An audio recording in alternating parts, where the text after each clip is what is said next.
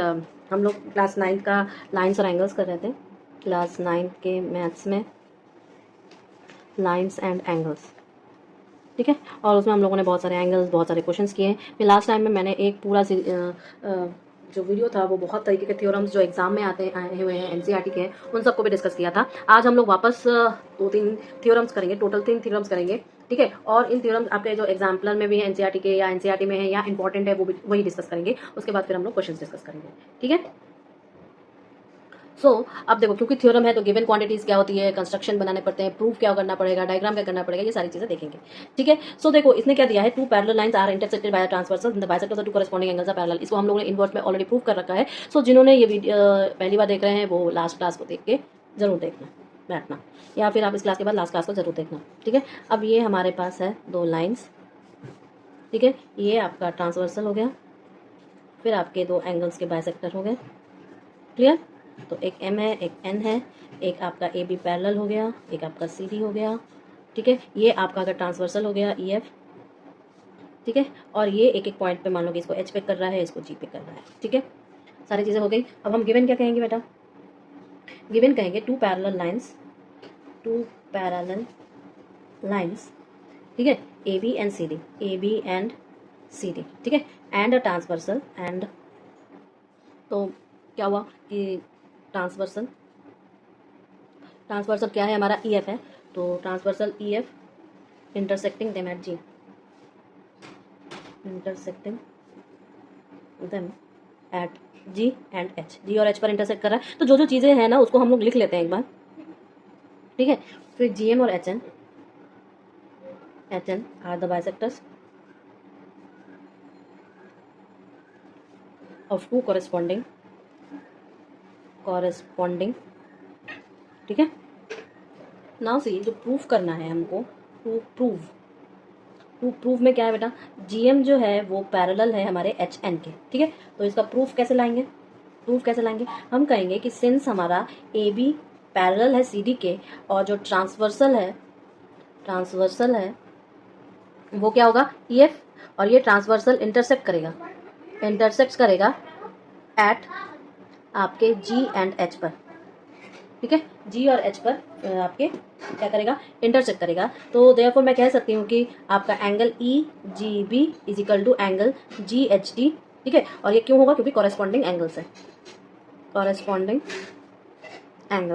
ठीक है, corresponding angles है।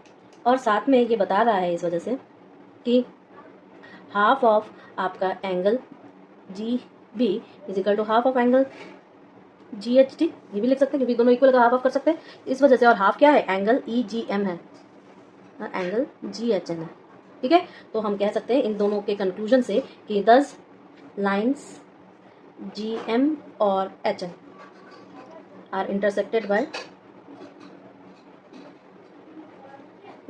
Bye transversal GH at G and H respectively, ठीक है। तो इस तरीके से कि corresponding angles, the corresponding angles are equal, ठीक है। तो GM जो है पैरेलल है आपके HN, हेंस, ओके, ठीक है। नेक्स्ट क्वेश्चन देखिए क्या बोल रहा है, ये कन्वर्स ऑफ थ्योरम 6 का है और ये एनसीईआरटी का थ्योरम है, ठीक है। इसमें क्या बोल रहा है, if the bisectors of a pair of corresponding angles formed by a transversal with 2 given lines are parallel, prove that given lines are parallel, ठीक है। तो ये बताना चाह रहा है कि मान लो मेरे पास 2 पैरेलल लाइंस हैं, उसका कन्वर्स है, ठीक है। तो मान लो मैंने डायग्राम ड्रॉ किया है इसका, ये इसका ट्रांसवर्सल है, तो ये E और F, साथ में इसके बाइसेक्टर्स जो हैं वो M है और N है। तो इस पॉइंट को मान लो G और H, ठीक है। तरीका वही है जैसे इस ऊपर से नीचे थे, अब हम लोग नीचे से ऊपर जाएंगे, ठीक है। हम कहेंगे कि गिवन क्वांटिटीज क्या है, तो ये जो पूरा फंडामेंटल हुआ, क्या किया मैंने, ये गिवन क्वांटिटीज है तो ABCD के पैरेलल ये प्रूफ करना है। क्योंकि ये दोनों एंगल इक्वल है करस्पॉन्डिंग के, तो हम ट्वाइस ले सकते हैं। हम जब ट्वाइस ले सकते हैं तो हम फुल कर दिए, फुल एंगल इक्वल हो गया तो बेटा जी ये एक दूसरे के पैरेलल हो गए, ठीक है। अपन ने वही अभी डिस्कस किया है, ओके।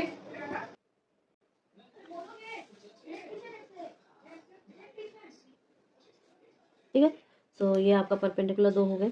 तो अगर मैं इसका नाम ए बी और सी डी लिख दूँ और इसका नाम जी और इसका नाम एच लिख दूँ तो ये 1 हो जाएगा, ये 2 हो जाएगा, फिर उसका ट्रांसवर्सल एल हो जाएगा। अब मैं गिवन क्या लिखूँगी, बोला if a line perpendicular to one of the two given parallel lines then it is also perpendicular to other line. अगर एक पर परपेंडिकुलर तो दूसरे पर भी परपेंडिकुलर होगा, ये प्रूव करना है और ये एनसीईआरटी का है। ठीक है, आपको एनसीईआरटी में भी ये मिल जाएगा। ठीक, अब कैसे प्रूव करेंगे बेटा, कैसे प्रूव करेंगे, तो हम कहेंगे कि टू पैरेलल लाइंस, अच्छा गिवन में लिखना पड़ेगा एक्चुअली मुझे, two parallel lines A B and C D, ठीक है, and a line L which is perpendicular to A B. ठीक है, तो प्रूफ क्या करना है, प्रूफ करना है L is perpendicular to C D. ठीक है, प्रूफ क्या करना है, हम कहेंगे कि since A B parallel to C D and transversal L intersects them at G and H respectively, तो क्या हो जाएगा, therefore हम कहेंगे by corresponding angle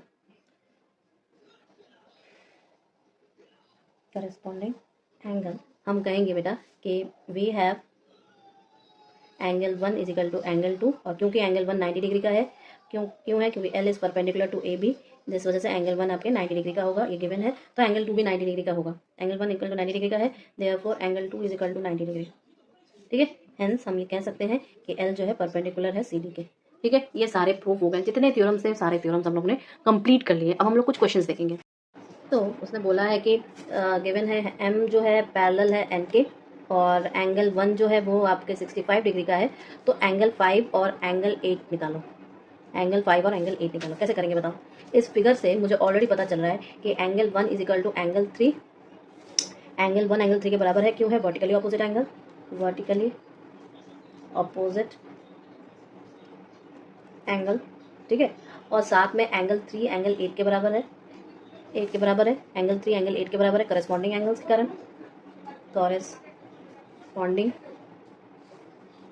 corresponding angle के कारण बेटा जी, इस वजह से, और angle 1 is equal to angle 8 के बराबर है। ठीक है, इस वजह से एंगल 1 एंगल 8 के बराबर है। साथ ही साथ एंगल 8 जो है वो आपके 65 डिग्री का है, तो क्यों होगा ऐसा, क्योंकि एंगल 1 जो है वो 65 डिग्री का है, ये गिवन क्वांटिटी है। ठीक है, अब ना एंगल 5 प्लस एंगल 8 जो है वो 180 डिग्री का है, इस वजह से angle 5 plus 65 degree is equal to 180 हो जाएगा ना। इस वजह से एंगल 5 जो होगा 180 माइनस 65 का हो जाएगा, यानी कि ये 115 डिग्री का होगा। क्या हो गया, angle 5।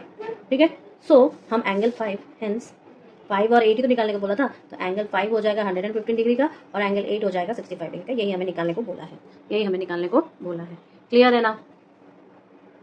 To find the values x and y and then show that A B parallel to C D. A B जो है सी डी के पैरेलल है, ये हमें शो करना है, जबकि ये वाली एंगल आपको 130 दी है और एक्स वाई भी फाइंड आउट करना है। कैसे करेंगे, और ये एक एनसीईआरटी का क्वेश्चन है, तो आपका एनसीईआरटी भी साथ में प्रैक्टिस होता जाएगा। अब देखो हम ये कहेंगे कि सिंस हमारा एक्स एंड आपका angle A B parallel to C D show करना है, तो ये 130 डिग्री है। ठीक है, और ये वाला 50 डिग्री का है, तो x and 50 degree form a linear pair. ठीक है, तो क्योंकि ये लीनियर पेयर बना रहा है, therefore x plus 50 degree is equal to 180 degree, इससे हम x की वैल्यू 130 डिग्री निकाल लिए। ठीक है, x की वैल्यू 130 डिग्री हम निकाल लिए। अब वर्टिकली ऑपोजिट एंगल्स भी देखेंगे। सो एंगल ये और ये वर्टिकली ऑपोजिट एंगल्स होंगे, तो y is equal to 130 degree का हो गया। ठीक है, y is equal to 130 degree का हो गया, और ये दोनों वर्टिकली ऑपोजिट एंगल्स हो गए, ये दोनों इक्वल है, तो इस वजह से ए बी और सी डी पैरेलल है, एक्स और ये एंगल सेम है, इस वजह से वो पैरेलल है। तो एक्स एंड 130 डिग्री है, so from corresponding A B is parallel to C D, corresponding की वजह से। ठीक है, ओके। अब देखो ये वाला क्वेश्चन क्या है, given figure A B parallel to C D parallel to E है, ये इसके पैरेलल है और ये इसके पैरेलल है। ठीक है, ये एक एनसीईआरटी का क्वेश्चन भी है, और बोला है y टू z एंगल जो है इनका रेशियो 3:7 है, तो x की वैल्यू फाइंड आउट करो। रेशियो दिया हुआ है और इसकी वैल्यू फाइंड आउट करने को बोल रहा है। कैसे करेंगे, मैंने हमेशा बोला जब भी रेशियो दे तो उसको किसी वेरिएबल से मल्टीप्लाई करके उसका फुल वैल्यू बना लेते हैं। ठीक है, तो हम कहेंगे कि वी हैव आपके जो रेशियो है y to z, is equal to 3:7, ठीक है। तो लेट मान लेते हैं y is equal to 3k and z is equal to आपका 7k, ठीक है। तो हम सीधा सीधा देख सकते हैं कि x and z are alternate angles, तो देयरफॉर मैं ये कह सकती हूँ x is equal to z और x is equal to 7k। तो क्योंकि सिंस आपका x and y form a pair of interior angles ना, interior angles on same side of the transversal, इस वजह से बेटा जी हम कहेंगे कि x प्लस वाई जो होगा वो आपके 180 डिग्री का होगा। इस वजह से 7k plus 3k is equal to 180 degree, यानी कि 10k is equal to 180 degree, यानी कि आपका जो k होगा वो 180 डिग्री बाई 10, तो 18 डिग्री का हो जाएगा। इस वजह से आपका x जो होगा 7k, यानी कि 7 इंटू 118 इज इक्वल टू आपका 126 डिग्री। साथ में आपका y जो है वो 3k है, यानी कि 3 इंटू 18 यानी कि आपका 54 डिग्री, और z जो है आपका 7k है, यानी कि 126 डिग्री। यही आपसे पूछा था, ठीक है। नाउ सी नेक्स्ट क्वेश्चन, ये क्या कह रहा है कि इन द फिगर एंगल आपके 1 और 2, ठीक है, आपके दो एंगल हैं, एंगल 1 और angle 2 are in the ratio of 3:2, 3:2 के एंगल 1 और एंगल 2 है, तो आपको सारे एंगल्स निकालने हैं, ठीक है। ये तो एंगल अभी रेशियो है तो मल्टीप्लाई करना पड़ेगा एक वेरिएबल से, तो मान लो किसी से भी मल्टीप्लाई कर लो, हमने एक से मल्टीप्लाई कर लिया, तो कैसे सॉल्व करेंगे? हम कहेंगे कि गिवन दैट आपके angle 1 is to angle 2 is equal to 3:2, ठीक है। तो लेट करते हैं, मान लो कि एंगल 1 जो है वो 3x डिग्री का है और एंगल 2 जो है आपके 2x डिग्री का है, ठीक है। बट a और b जो है वो लीनियर पेयर, मतलब 1 और 2 जो है वो लीनियर पेयर बना रहे हैं, तो angle 1 plus angle 2 is equal to 180 degree, क्योंकि angle 1 and angle 2 forms linear pair, ठीक है। तो हम कहेंगे भैया कि 3x plus 2x is equal to 180 degree, यानी कि 5x is equal to 180 degree, यानी कि आपका x is equal to 180 by 5 is equal to 36, ठीक है। देयरफॉर हम ये कहेंगे कि एंगल 1 जो है वो 3x है, यानी कि 3 इंटू 36 है, यानी कि 180 डिग्री का, ठीक है। Angle 2 is equal to 2x है, यानी कि 2 इंटू 36 डिग्री का, यानी कि 72 डिग्री का, ठीक है। नाउ हम ये कहेंगे कि angle 1 is equal to angle 3 और angle 2 is equal to angle 4 का है। Vertically opposite angles, vertically equal होंगे, क्यों होंगे? वर्टिकली अपोजिट एंगल्स के कारण, वर्टिकली अपोजिट एंगल्स के कारण, ठीक है। देयरफॉर हम ये कहेंगे कि angle 4 is equal to 72 degree का, angle 3 is equal to 180 degree का, ठीक है। नेक्स्ट पॉइंट पर angle 6 is equal to angle 2 and your angle 3 is equal to angle 7। क्यों होगा भैया 3 और 7? देखो 3, 7 और 6 और 2, क्यों? कॉरेस्पॉन्डिंग एंगल्स के कारण, कॉरेस्पॉन्डिंग एंगल्स के कारण, ठीक है। तो इस वजह से आपका एंगल 6 हो जाएगा 72 डिग्री का और एंगल 7 हो जाएगा 180 डिग्री का, ठीक है। अगेन हम कहेंगे कि angle 5 is equal to angle 7 and angle 8 is equal to angle 6। किस वजह से होगा? वर्टिकली अपोजिट एंगल के कारण, अपोजिट एंगल के कारण। और इसी वजह से आपका एंगल 5 जो होगा वो 108 डिग्री का हो जाएगा और एंगल 8 जो होगा वो आपके 72 डिग्री का होगा। देखो मैंने सारे एंगल्स निकाल लिए, ठीक है ना। चलो ना सी, ये जो है हमारा आज का लास्ट क्वेश्चन है। क्या दिया हुआ है कि ये एक एनसीईआरटी का भी क्वेश्चन है। In figure A B C D के पैरेलल है, ई एफ जो है सी डी के ऊपर आपका परपेंडिकुलर है, एंगल बना दिया है मैंने, और जी ई डी 126 डिग्री का है। तो आपको ये सारे एंगल्स निकालने हैं, ठीक है। तो देखो शुरुआत कैसे करेंगे इसका। वी हैव आपके angle G E D is equal to 126 degree, ठीक है।